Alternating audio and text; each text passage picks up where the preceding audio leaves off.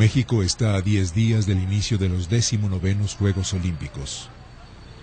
El movimiento estudiantil cumple 2 meses y 10 días de haber iniciado y enfrenta la constante acción represiva del ejército y la policía que hasta ese momento ha provocado más de una decena de muertes.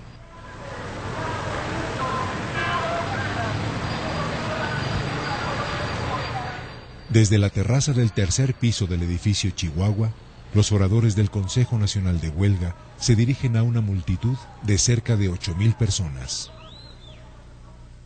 Eduardo Cervantes estaba frente al edificio Chihuahua. Como 5 minutos o 10 minutos antes de que empezara la balacera, bajaron por esta escalera 6 u 8 personas, hombres todos, con unas pancartas. Se comentó que no parecían ser estudiantes, pero no se les prestó mayor atención.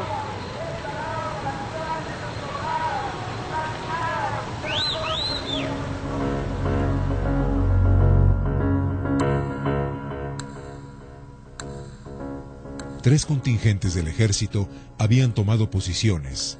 El primero, en Manuel González e Insurgentes, formado por el primer batallón de paracaidistas, el segundo escuadrón blindado de reconocimiento y el primer batallón de infantería de guardias presidenciales. El segundo, en el Monumento a la Raza, compuesto por el 40 batallón de infantería, 2 compañías del 19 batallón de la misma arma y un escuadrón blindado de reconocimiento. El tercero, en la estación de Buenavista, con los batallones 43 y 44 de infantería y un escuadrón blindado más. Los contingentes avanzarán hacia Tlatelolco por estas rutas. El general Crisóforo Mazón Pineda estaba al mando de esta operación denominada Galeana.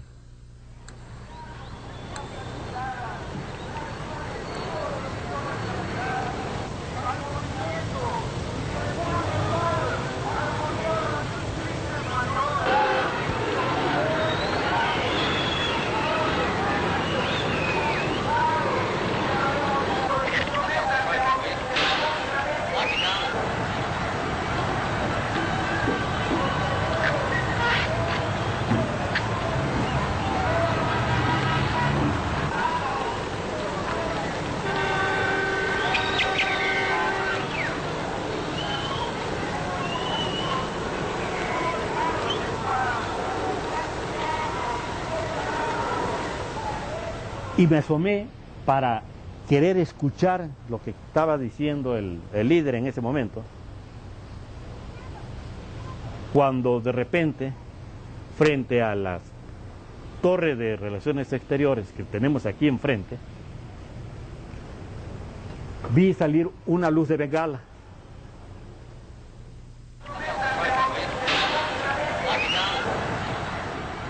Los elementos del primer batallón de fusileros paracaidistas inician su avance hacia la plataforma de la plaza. Instantes después, otras 2 bengalas caerán en la misma zona de la plaza. Abrí las ventanas del baño por curiosidad, asomándome a ver qué era lo que estaba sobrevolando. Entonces me di cuenta que era el helicóptero y en el momento que lanzó 2 bengalas verdes. Me parece que cuando salía la luz de bengala fue acompañada de un conjunto de resplandores, ¿no? Pero eso no lo recuerdo bien. Sí recuerdo que la luz fue cayendo lentamente y fue cuando casi entra en contacto con el suelo que empezaron a disparar.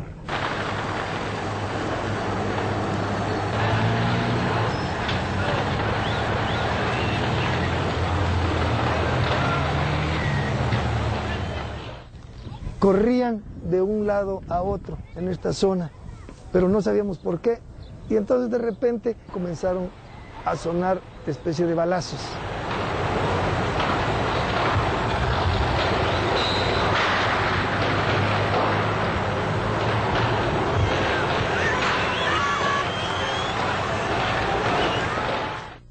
El reportero Francisco Ortiz Pinchetti se encontraba en ese lugar. Se oye un ruido como un trueno, un aparato, quizá una tanqueta que entraba. En eso estábamos justamente cuando atrás de nosotros por la misma escalera que yo había subido poco antes, aparecen estos individuos vestidos de civil, que en un primer momento pienso que son estudiantes que se van a defender, traen armas. Pero inmediatamente nos empiezan a insultar y a ordenar que nos repleguemos hacia el fondo, a la pared donde están los elevadores, y ellos se quedan del lado de que da la terraza, dando la espalda inicialmente porque nos tienen encañonados. Es el momento en que yo veo a uno de ellos con una pistola escuadra que se voltea hacia la plaza y hace los primeros disparos. En la misma terraza se percibe un resplandor. Después, la llamarada de un disparo.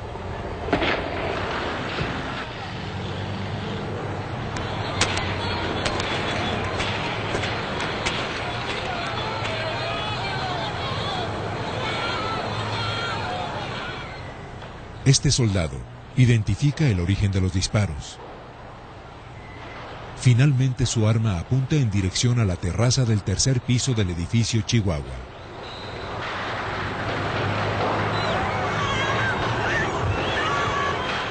Entonces no existían estas rejas.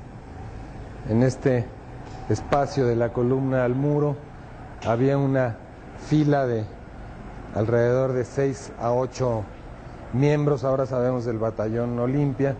La mayor parte tenían un guante blanco o un pañuelo blanco amarrado. Eran jóvenes, la mayor parte de ellos se les notaba muy nerviosos.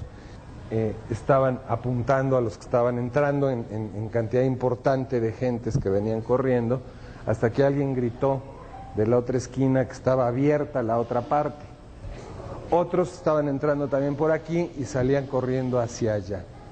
Cuando íbamos, que serán 10, 15 metros después del muro, se empezaron a escuchar detonaciones aquí abajo.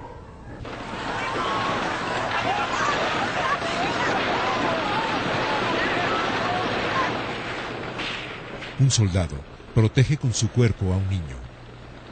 Alguien cojea. Decenas de acciones simultáneas.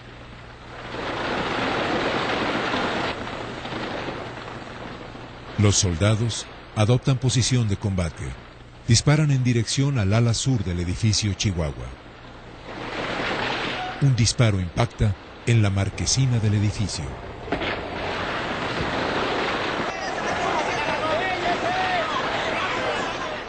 Yo estaba parado exactamente ahí y por aquí corrían las gentes y pobres mujeres, jóvenes. Cuando yo les gritaba, corran, aquí está abierta una ventana. Entonces no había esta reja, fácilmente podían subir a ese departamento. Y no miento, como 30 o 40 gentes, no sé cuántas, ¿no? Estuvieron metidas ahí en pecho tierra, tiradas, porque había ráfagas de tiros por todos lados.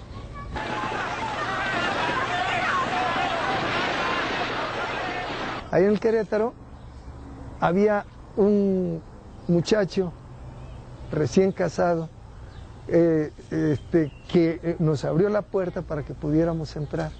No sé cuántos entramos. Lo que sí es cierto es que por lo menos había 2 heridos de bala.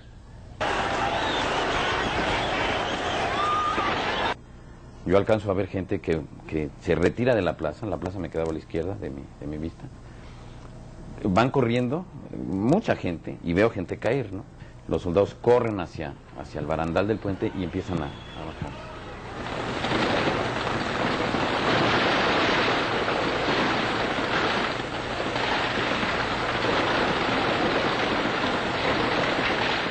Elementos del 44 Batallón de Infantería se movilizan al sur de la plaza.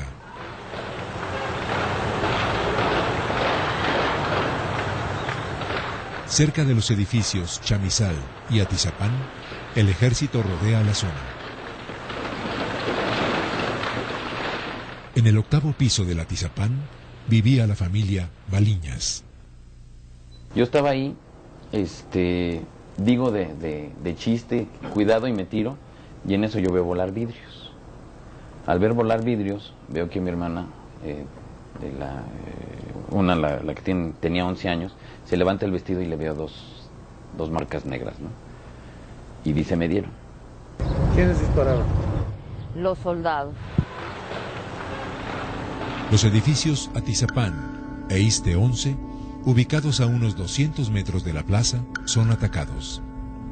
Las balas han provocado muertes en los edificios Molino del Rey, Revolución de 1910, 5 de febrero, Aguascalientes, San Luis Potosí, Tamaulipas, en la Torre de Relaciones Exteriores y en el Chihuahua.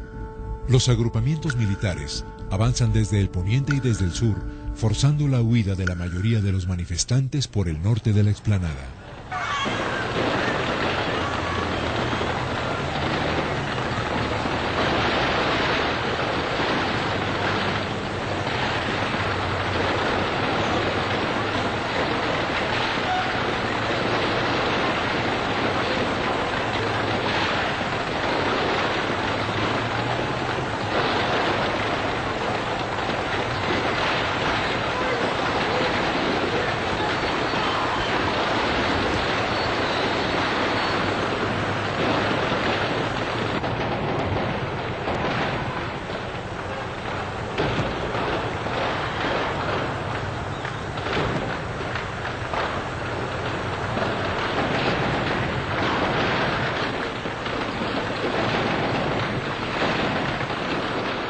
Muchos caen en la explanada.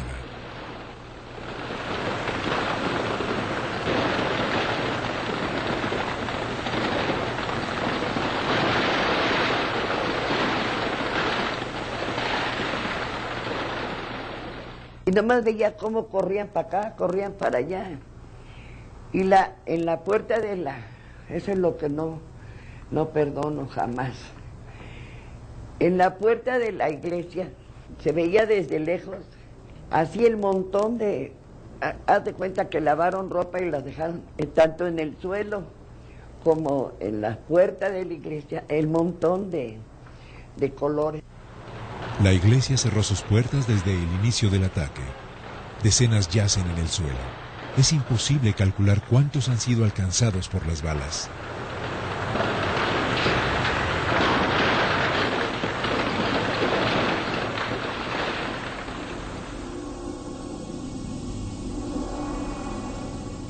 Alrededor de las 19 horas cesa el primer tiroteo. Otros más de distintas intensidades tendrán lugar en las siguientes horas. En la Plaza de las Tres Culturas llueve. Los soldados tenían a los jóvenes estudiantes desnudos y sobre este muro que es la cubierta de los elevadores. Sobre este muro, todo alrededor, estaban los jóvenes que habían detenido.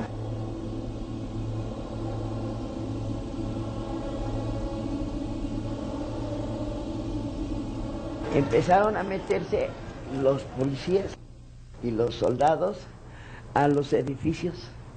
Entonces, a mí me tocaron, abro y se meten 3 soldados.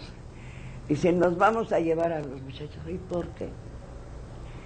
Porque son belicosos, que sabe que a ver dónde está una orden o algo para que se puedan detener. Si no están haciendo nada, están estudiando, están leyendo, y además no se quieren meter en líos. A nosotros nos vale. Entonces me meto a la cocina y saqué un sartén. Digo, ustedes se lo llevan y me llevan a mí también. ¿Y a usted por qué? Porque le voy a romper la mamá.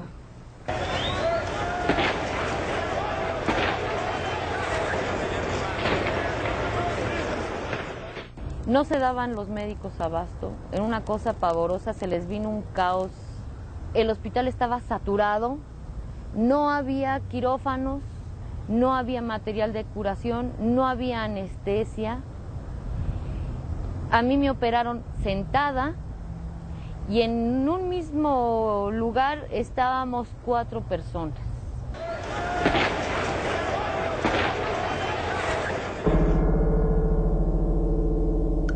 Hacia las 11 de la noche persisten los tiroteos aislados, principalmente al poniente de la plaza. Un departamento se incendia en el edificio Chihuahua. La batalla de Tlatelolco prácticamente ha concluido. Más de 2.000 detenidos son trasladados a diferentes lugares, la mayor parte de ellos al campo militar número 1.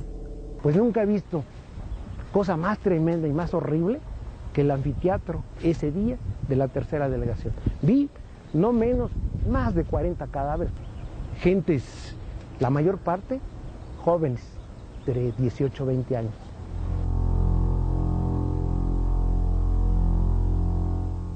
Ya en la madrugada, pues la curiosidad normal de uno, pues entre las cortinas a ver qué pasaba, y era dantesco aquel espectáculo.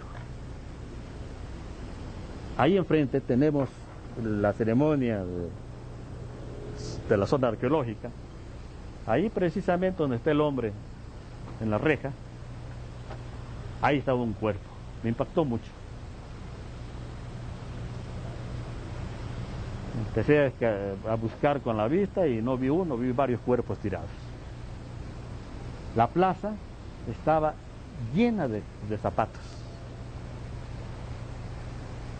Y curioso, estaba lloviendo esa noche.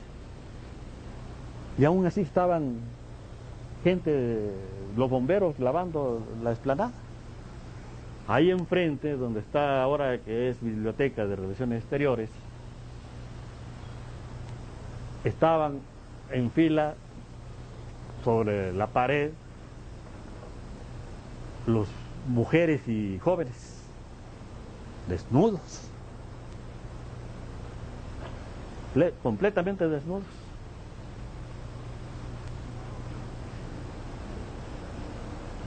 Y vi tanquetas y camiones del ejército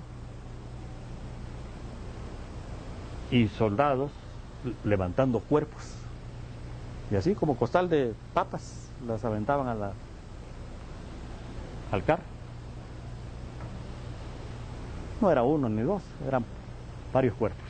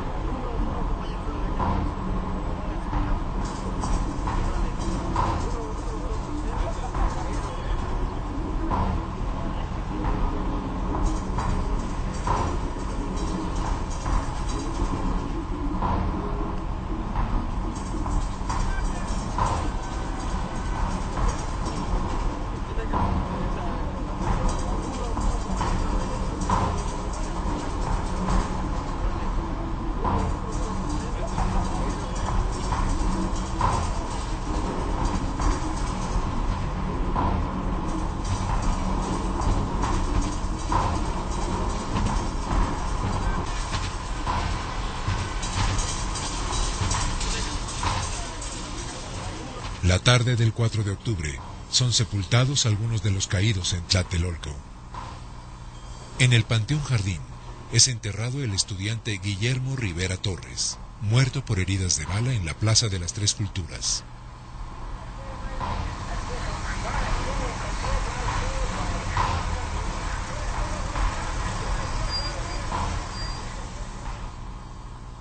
Días después, en fecha indeterminada, una manifestación encabezada por familiares de las víctimas concluye con un mitin frente a la Cámara de Diputados.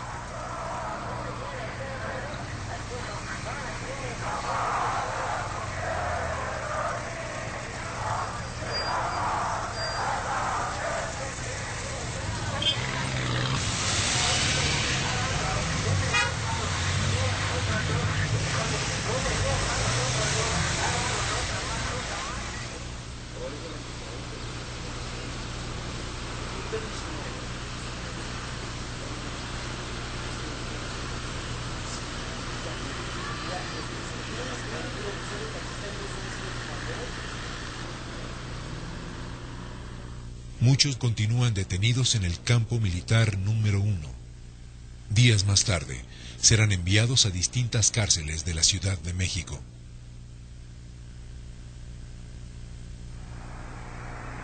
La tropa permanece en Tlatelolco hasta el 9 de octubre. 3 días más tarde, dan inicio los 19º Juegos Olímpicos en la Ciudad de México.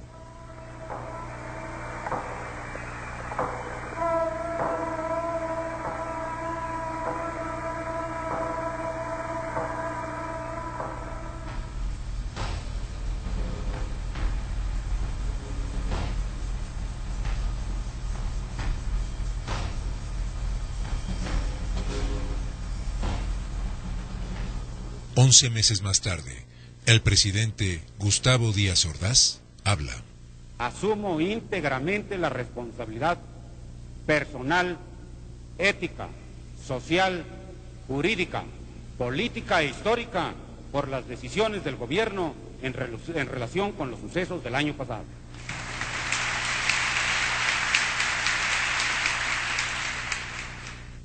En 1976, el exmandatario volvía al tema del 2 de octubre. Desde la azotea del edificio Chihuahua, de allá dispararon perversamente contra los soldados y contra sus propios compañeros por el nerviosismo del momento y su falta de práctica en el manejo de las armas que ellos habían conseguido o que a ellos les habían dado. No pudieron controlar los disparos y no solamente hirieron y lesionaron a soldados, sino también a sus propios compañeros.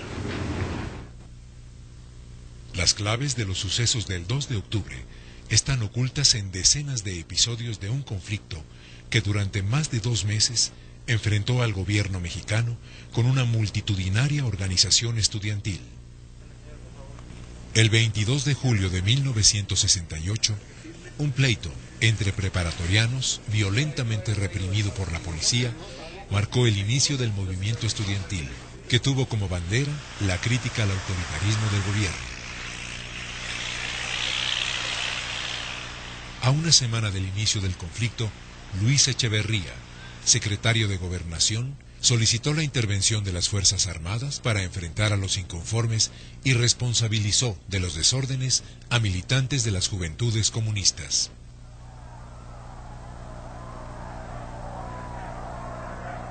El 1 de agosto, el rector Javier Barros Sierra condena la violencia en contra de los estudiantes y encabeza una manifestación en protesta por las agresiones en contra de la autonomía de la universidad. Desde el inicio del conflicto, los estudiantes se enfrentaron al ejército y fueron condenados por el discurso anticomunista de la prensa y el gobierno.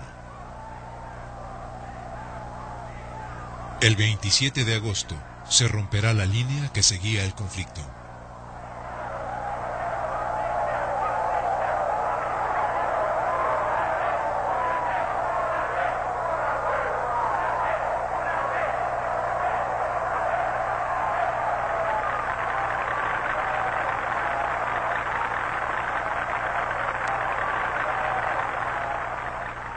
Una enorme manifestación desemboca en el Zócalo. Algunos estudiantes hacen sonar las campanas de catedral. Otros izan una bandera rojinegra en el asta central. Sócrates Campos Lemus, del Consejo Nacional de Huelga, propone a la multitud permanecer en la plaza hasta forzar el diálogo público con el presidente Díaz Ordaz.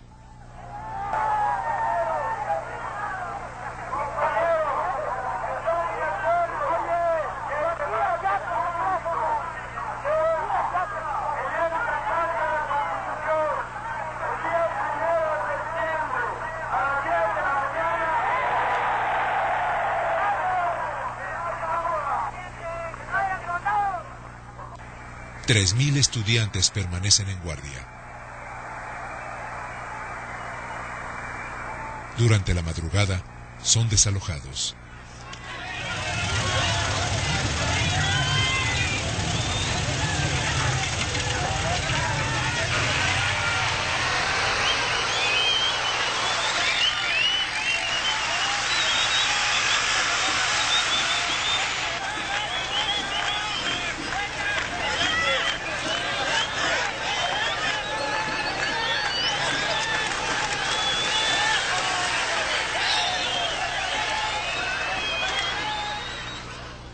El estandarte rojinegro es el pretexto para que el gobierno organice, horas más tarde, un acto de desagravio a la bandera nacional ante burócratas del Departamento del Distrito Federal.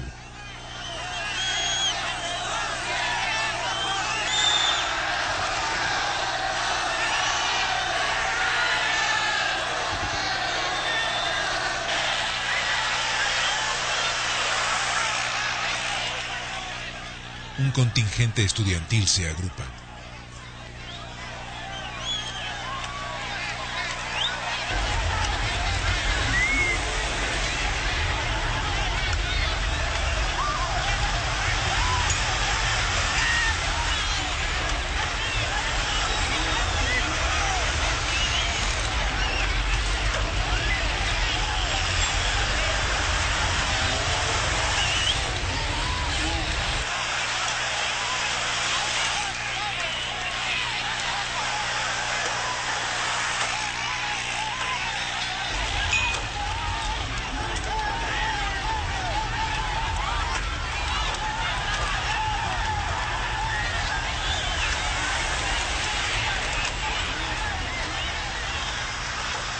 En las siguientes 8 horas, la Plaza de la Constitución y sus alrededores serán escenario de enfrentamientos.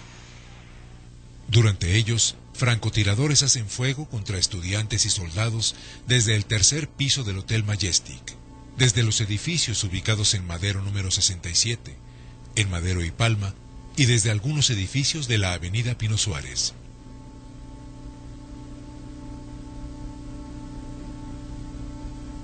Dos sospechosos de haber disparado desde los edificios son detenidos. Se les decomisan una subametralladora y un rifle M2. Una escena revela, sin embargo, que los francotiradores actuaban a las órdenes del gobierno. Atención. El disparo proviene de la sede de la Suprema Corte de Justicia de la Nación. Es imposible que en este lugar se hubieran apostado francotiradores sin la autorización de funcionarios gubernamentales del más alto nivel. Tras los sucesos del 28 de agosto, se ocultan las claves de una provocación. Documentos oficiales aportan indicios de que Campos Lemus actuaba en coordinación con cuerpos de seguridad del Estado. La bandera rojinegra fue retirada por los militares durante la madrugada del 28 de agosto e izada nuevamente por empleados del Departamento del Distrito Federal antes del amanecer. Por otra parte, los presuntos francotiradores detenidos no fueron consignados a las autoridades.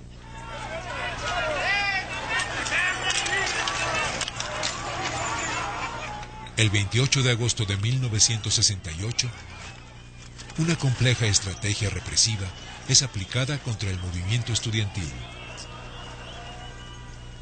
Ese mismo día, el embajador de los Estados Unidos en México, Fulton Freeman, envía un telegrama al Departamento de Estado de su gobierno. En él informa: el presidente Díaz Ordaz decidió que ha llegado el momento de poner punto final a los desórdenes estudiantiles. Él se mostró profundamente ofendido por la toma estudiantil de la catedral y por el izamiento de un estandarte rojinegro en el astabandera del Zócalo. Freeman informa asimismo que el conocido comunista Heberto Castillo será arrestado tan pronto salga del campus de la universidad. Precisamente, esa misma noche, Heberto Castillo, integrante de la coalición de maestros, logra escapar de una violenta tentativa de detención ilegal a las puertas de su casa. Los informes del embajador Freeman serán corroborados con nuevos hechos. El 29 y el 31 de agosto, estudiantes de la Vocacional 7 del Politécnico son atacados por individuos vestidos de civil. Se trata del primero de 10 asaltos armados que se realizarán contra vocacionales y preparatorias bajo el mismo patrón.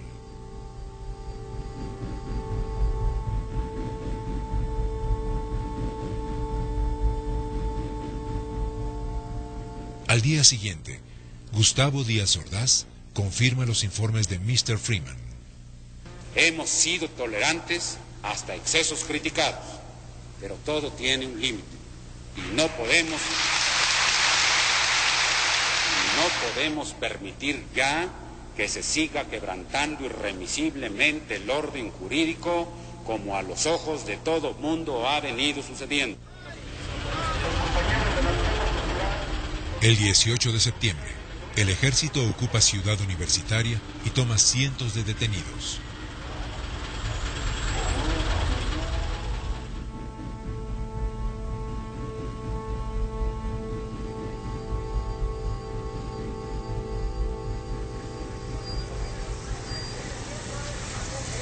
...23 de septiembre... Tras un largo enfrentamiento, soldados y granaderos toman el casco de Santo Tomás del Politécnico.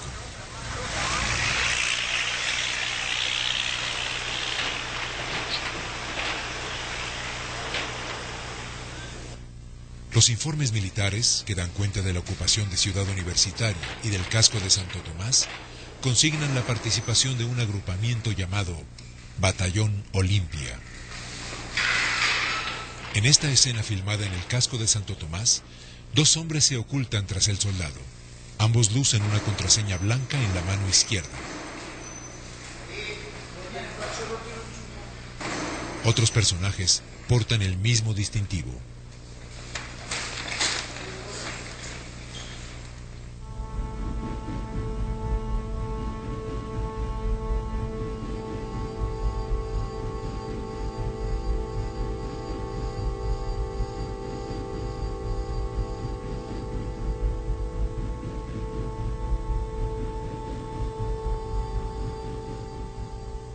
En la cafetería del plantel hay detenidos.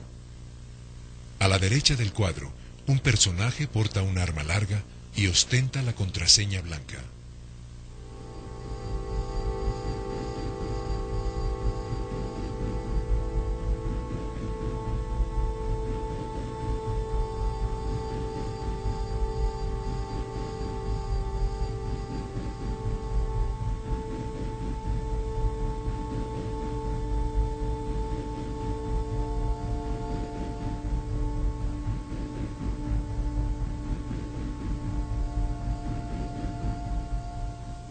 Un guante o un pañuelo blanco colocado en la mano izquierda identificó el 2 de octubre a los elementos del Batallón Olimpia.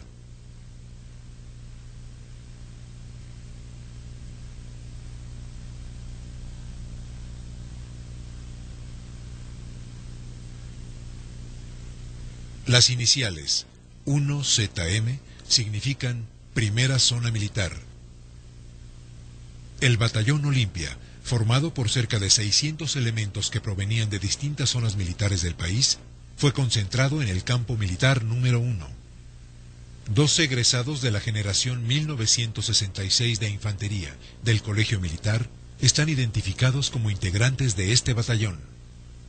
El entonces capitán Héctor Careaga Estrambas Aguas, egresado del Colegio Militar en 1956, fue uno de los mandos de este batallón.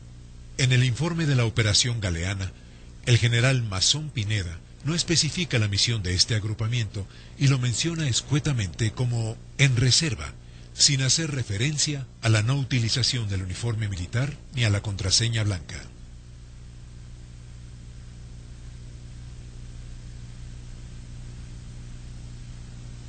Varios departamentos de Tlatelolco fueron tomados por la fuerza antes del inicio de la concentración estudiantil del 2 de octubre. Al menos 2 compañías del Batallón Olimpia se ocultaron en ellos con órdenes de detener a los dirigentes estudiantiles. Cuando el helicóptero dio la vuelta, a esta altura, es cuando lanzó la luz de bengala. No sé qué le pasó a mi padrino, se asustó mucho, me dijo vámonos. Y el señor que estaba aquí, o muchacho, se enredó un pañuelo blanco y sacó una pistola y al señor que estaba enfrente casi de él, hacía quemarropa, le disparó aquí.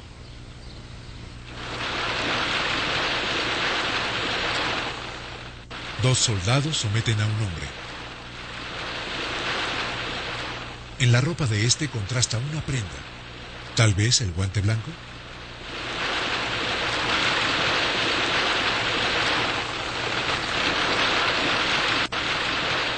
existen evidencias para concluir que hubo gran descoordinación inicial, tal vez provocada entre los militares vestidos de civil y los uniformados. Entonces hay un momento de paz por fin, cuando ellos empiezan a quererse identificar, así como estaban tirados, sacan la mano enguantada por la parte abierta de la terraza y gritan blanco, blanco, blanco, pero por respuesta obtienen una nueva balacera. Y entonces nos dicen todos a la vez, 1, 2, 3, somos Batallón Olimpia, y gritamos todos, 1, 2, 3, somos Batallón Olimpia, pero la balacera sigue.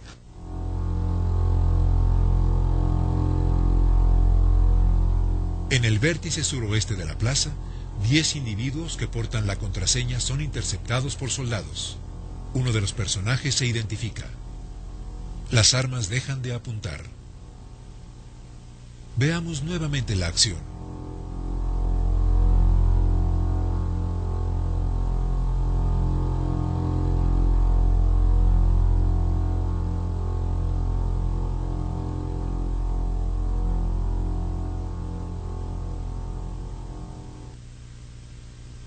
El 21 de septiembre es atacada la preparatoria número 9. Todos los agresores portan la contraseña blanca en la mano izquierda.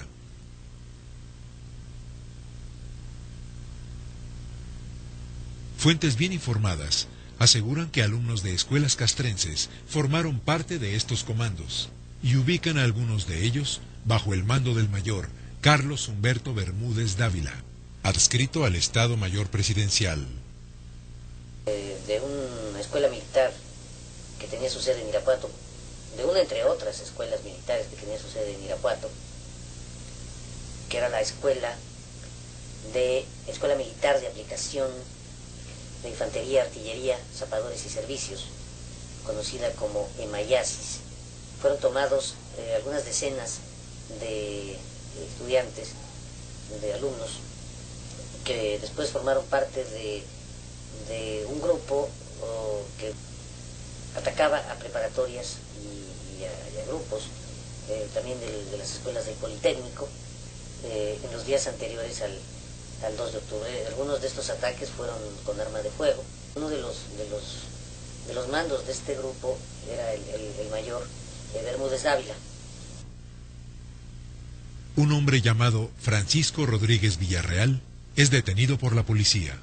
Ocultaba armas en un vehículo e intentaba entregarlas a estudiantes de la Vocacional 7 durante un choque entre estudiantes y granaderos. Rodríguez Villarreal era teniente del 1er Batallón de Infantería de Guardias Presidenciales y egresó del Colegio Militar ese mismo año como oficial de artillería. 5 días antes de los sucesos de Tlatelolco, 8 hombres son detenidos cuando transportaban armas y municiones dentro de esa unidad habitacional, luego de intentar identificarse como empleados de distintas dependencias oficiales. Los sospechosos fueron liberados. Hay sustento suficiente para afirmar que en 1968, desde el Estado Mayor Presidencial y desde altas esferas del gobierno, se auspició la operación de grupos clandestinos que ejercieron la violencia y perpetraron actos de provocación contra el movimiento estudiantil.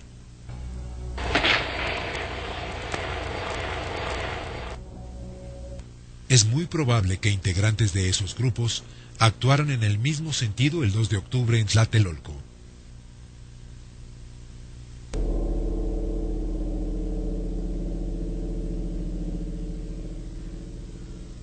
En cuanto las bengalas toquen el suelo, un arma será disparada desde esta ventana.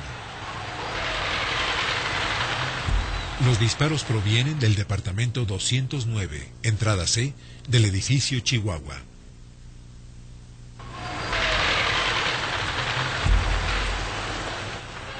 El hombre que actúa sobre la marquesina del edificio parece hacer fuego contra los manifestantes.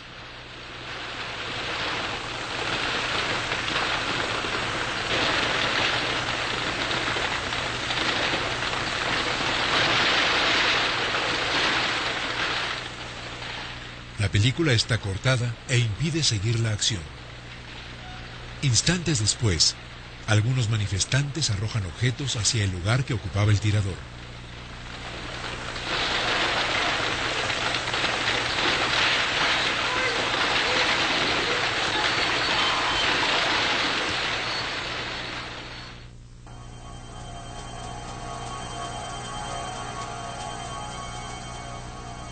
varios personajes salen por la puerta lateral de la iglesia.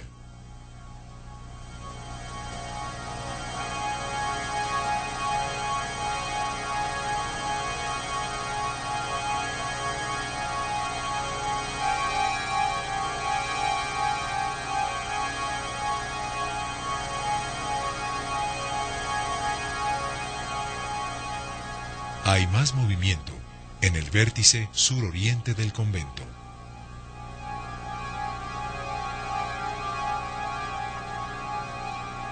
La iglesia de Santiago fue controlada antes del mitin y cientos de detenidos fueron concentrados en el convento anexo. El templo y el convento fueron base de operaciones de militares uniformados y vestidos de civil. Diversas fuentes aseguran que en la azotea del templo actuaron tiradores ocultos. En este croquis se indican las posiciones que ocupaban algunos francotiradores en la azotea del templo, en los edificios Chihuahua, 2 de abril, 15 de septiembre, Revolución de 1910 e Iste 11. Es probable que algunos de estos hombres actuaran como francotiradores desde lo alto de la iglesia.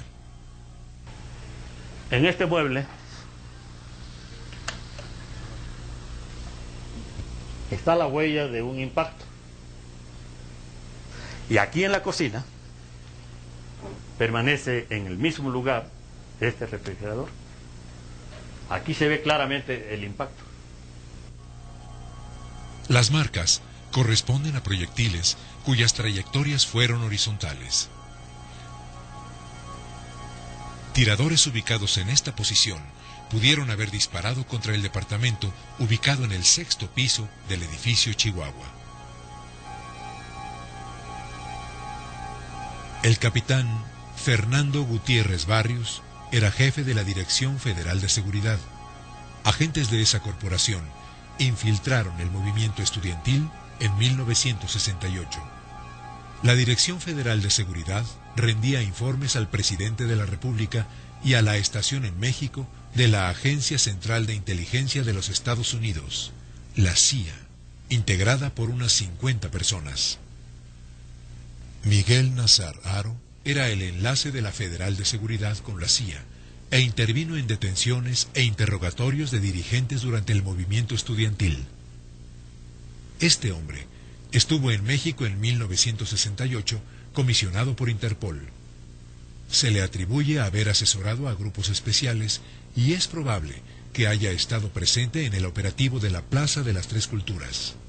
Héctor García Rey, de nacionalidad argentina, fue comisario de la Policía Federal de ese país y en los años 70, jefe de la Alianza Argentina Anticomunista, la AAA, grupo responsable del asesinato de más de 2.000 personas en esa nación. La presencia de García Rey en México probablemente está relacionada con las actividades de la CIA. El presidente Gustavo Díaz Ordaz era amigo personal de Winston Scott, jefe de la estación de la CIA en México.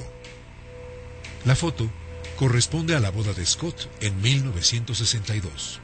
Adolfo López Mateos y Gustavo Díaz Ordaz fueron testigos de la ceremonia. Yo le puedo decir a usted que estoy muy contento de haber podido servir a mi país en tantos cargos como lo he hecho. Estoy muy orgulloso de haber podido ser presidente de la República y haber podido así servir a México. Pero de lo que estoy más orgulloso de esos 6 años es del año de 1968, porque me permitió servir y salvar al país. Sin mencionarla, Díaz Ordaz se refiere a la amenaza comunista, un fantasma inventado por su gobierno para combatir al movimiento estudiantil. Un documento de la CIA, fechado el 5 de octubre de 1968, establece: no hay evidencia segura de que la embajada cubana o la soviética de México hayan creado los disturbios actuales, a pesar de las reiteradas afirmaciones del gobierno mexicano en ese sentido. Las revelaciones póstumas del secretario de la Defensa, general Marcelino García Barragán, dadas a conocer en 1999, señalan al también general Luis Gutiérrez Oropesa como responsable de permitir que asesores norteamericanos adiestraran a personal del Estado Mayor Presidencial durante el conflicto estudiantil y de ordenar que oficiales de este cuerpo desarrollaran actividades terroristas contra el estudiantado. El general García Barragán asegura en sus escritos haber recibido la noche del 2 de octubre una llamada del también general Gutiérrez Oropesa pidiéndole se respetara la vida de 2 francotiradores bajo sus órdenes acosados en un departamento. El general Gutiérrez Oropesa era jefe del Estado Mayor Presidencial de Gustavo Díaz Ordaz. Un documento del Departamento de Defensa de los Estados Unidos señala que los generales Gutiérrez Oropesa y Ballesteros Prieto se habían excedido en sus funciones y cambiado deliberadamente las órdenes emitidas por García Barragán durante los sucesos. El general Mario Ballesteros Prieto era jefe del Estado Mayor de la Secretaría de la Defensa Nacional y estaba encargado del mando operativo de las Fuerzas Armadas.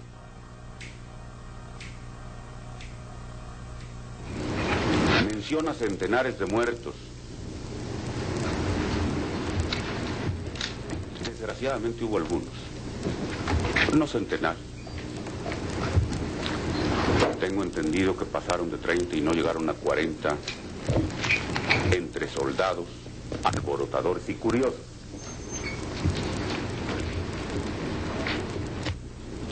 Se dirá que es muy fácil ocultar y disminuir, pero con plazo a cualquiera que tenga el valor de sus propias opiniones y sostenga que fueron centenares, a que rinda alguna prueba, aunque no sea directa y concluyente. Nos podría bastar con lo siguiente: que nos haga la lista con los nombres. Podrán decir, como se ha dicho en otras ocasiones, que se hicieron desaparecer los cadáveres, se sepultaron clandestinamente, se incineraron. Eso es fácil. No es fácil hacerlo impunemente, pero es fácil hacerlo.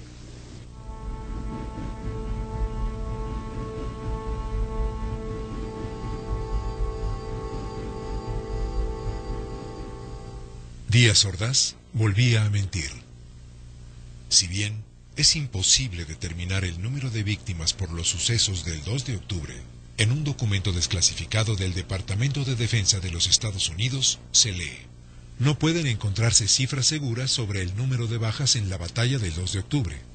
Los reportes recibidos hablan de una alta cifra de 350 muertos. Los mejores cálculos de la embajada estiman que la cifra está entre 150 y 200.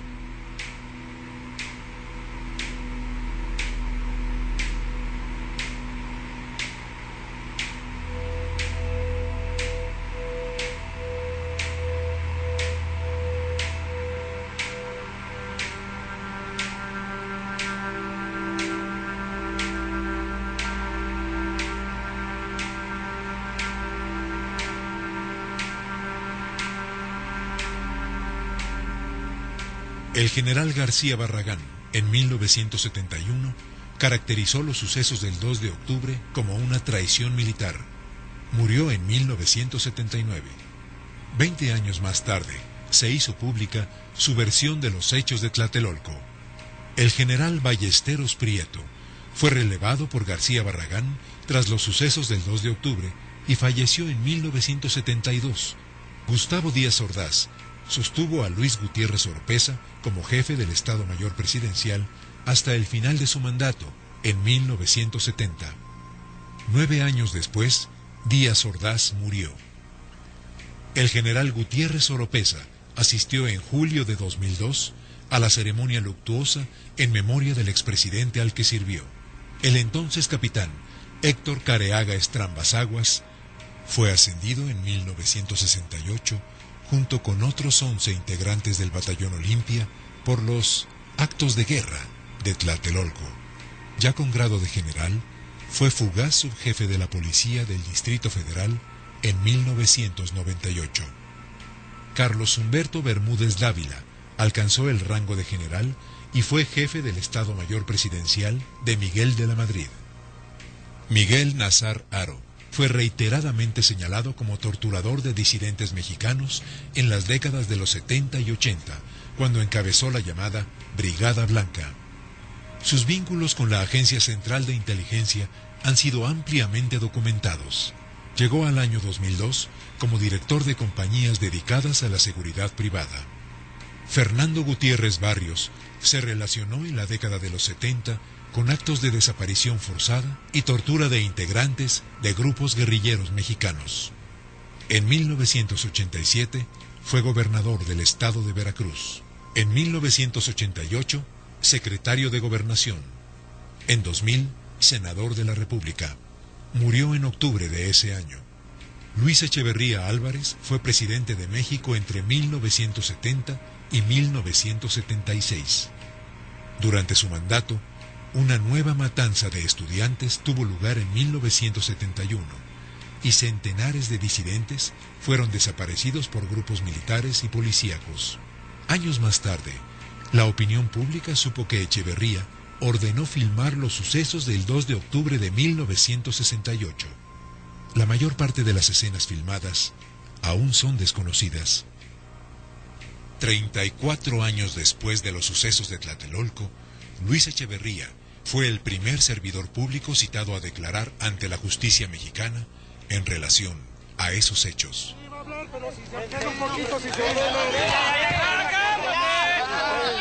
No se puede hablar así. Tienes que se calle. Tienes que se calle.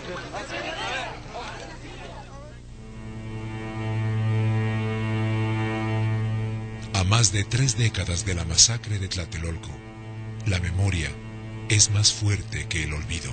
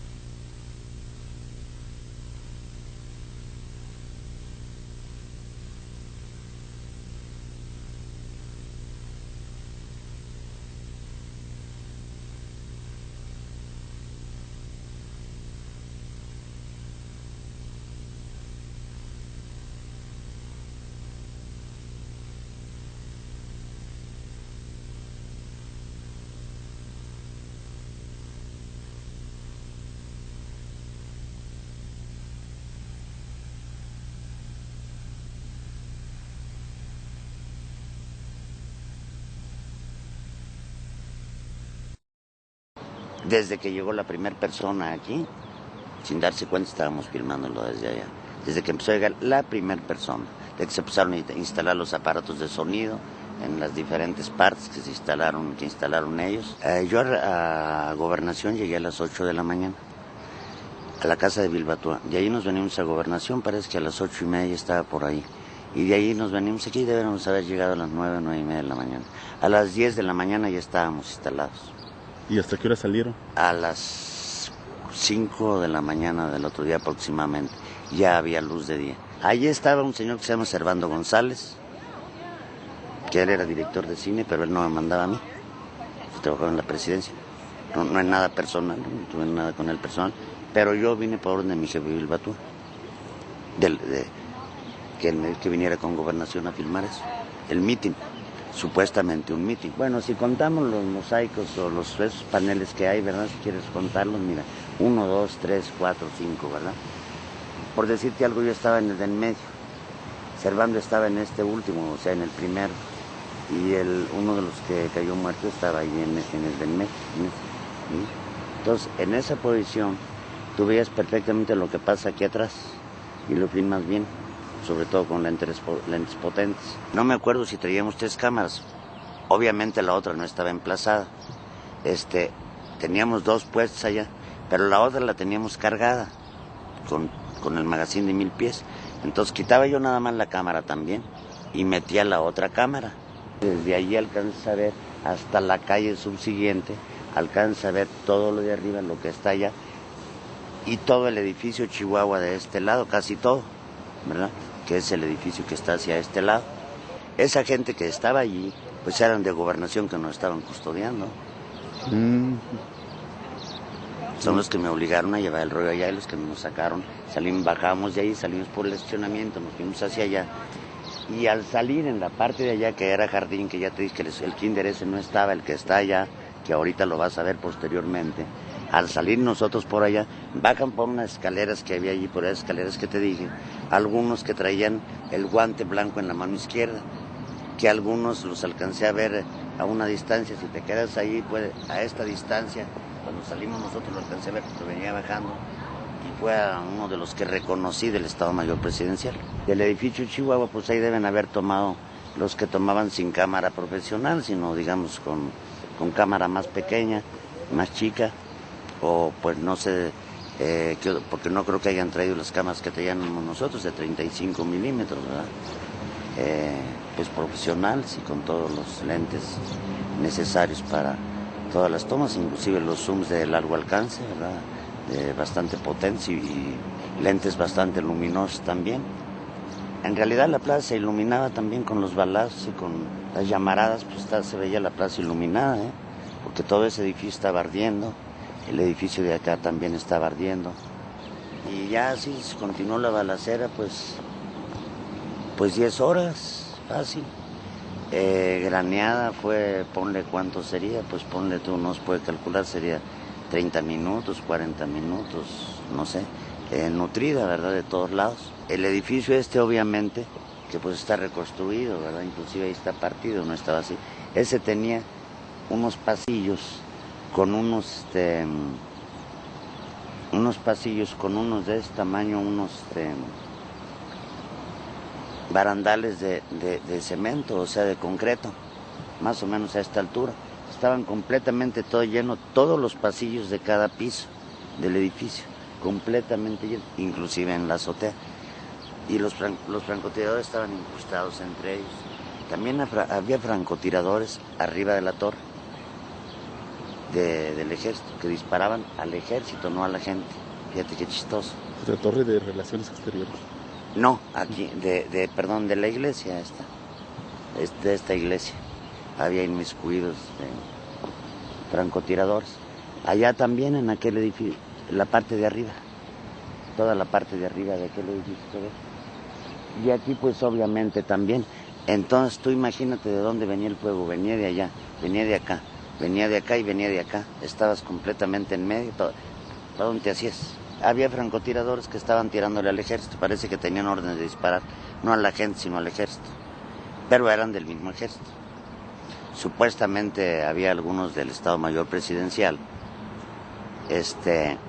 y otros que eran del famoso Grupo Olimpia, ¿verdad? En ese caso, pues también del ejército. ¿Esta gente tenía algún tipo de distintivo? Sí, traían la mayoría un guante blanco en la mano izquierda y otros traían un pañuelo también blanco. Aquí en esta mano traían un guante blanco o un pañuelo, pero andaban vestidos así como andas tú, como ando yo, de civil. Pero uno que ya está ducho en esas cosas de reconocer a la gente, nosotros les decíamos a cualquier persona, así le decimos los pajaritos, por la forma de su, tú sabes, el corte especial también que llevan, ¿verdad? Y luego hasta de aquí ya se nota, ¿verdad? Pero sí todo eso está completamente identificado, yo no estoy descubriendo nada. Sí. Lo que sucede es que yo filmé, pero Servando aseguraba que eran 120,000 pies. De todos modos era una cantidad tremenda, es muchísima película. En rollos de 400 pies, no eran, parece que había algunos rollos de 1,000 pies también, traíamos magazines de 1,000 pies, pero dudo, no que Gobernación, que el expresidente don Luis Echeverría entregue ese material. Claro. Porque yo creo que, bueno, él lo tiene. Parece que Servando aseguraba que lo había entregado a la presidencia, lo cual no creo. Lo importante es quién ordenó, cómo y por qué, y quiénes fueron los causantes de eso. ¿Quién engañó a quién? Porque el mismo ejército te va a tirar contra el mismo ejército. Eso es lo importante.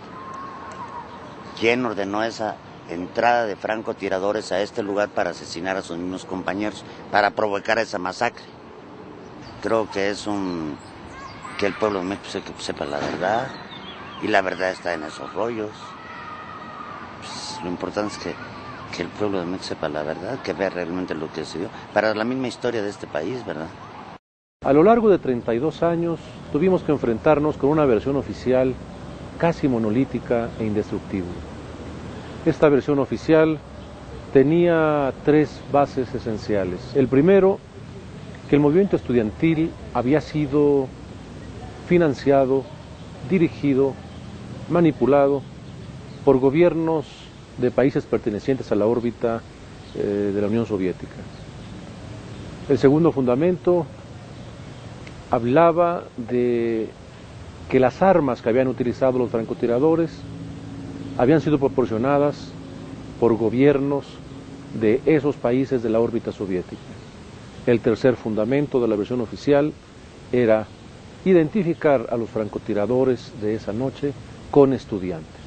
Los francotiradores pertenecían a un cuerpo de élite adiestrado por asesores norteamericanos en el manejo de explosivos y en la comisión de actos terroristas. Imposible que solamente 10 francotiradores hubieran puesto en jaque a un destacamento militar tan numeroso. Debemos hablar de comandos. Las declaraciones del 3 de octubre del general Marcelino García Barragán pueden ser vistos de manera diferente. El presidente Díaz Ordaz le propone la suspensión de las garantías, la implantación de un toque de queda en el país. La respuesta pública ante la prensa extranjera y nacional del secretario de la Defensa, afirmando que no habría suspensión de garantías y que el jefe de las fuerzas militares era él, podemos leerla ahora como una respuesta a la traición del Estado Mayor Presidencial de ese momento. Aparecería como la lectura de un fortalecimiento del Estado de Derecho, tal como lo decía en ese momento el secretario de la Defensa, y que a lo largo de 30 años nosotros hemos leído exactamente en el sentido contrario. El general García Barragán compara el 2 de octubre con Tlaxcalantongo y con Huitzilac, afirmando que la traición del 2 de octubre era más grave aún porque aquí se había actuado contra gente inocente, contra el pueblo, contra los estudiantes. Es interesante que en la mentalidad del general García Barragán, el 2 de octubre sea comparable con Tlaxcalantongo y Huitzilac. Se trata de traiciones militares al presidente Carranza y al ex secretario de la Defensa, general Serrano. Está recalcando esa comparación el carácter traicionero de las acciones del cuerpo de élite de francotiradores del Estado Mayor Presidencial de ese momento.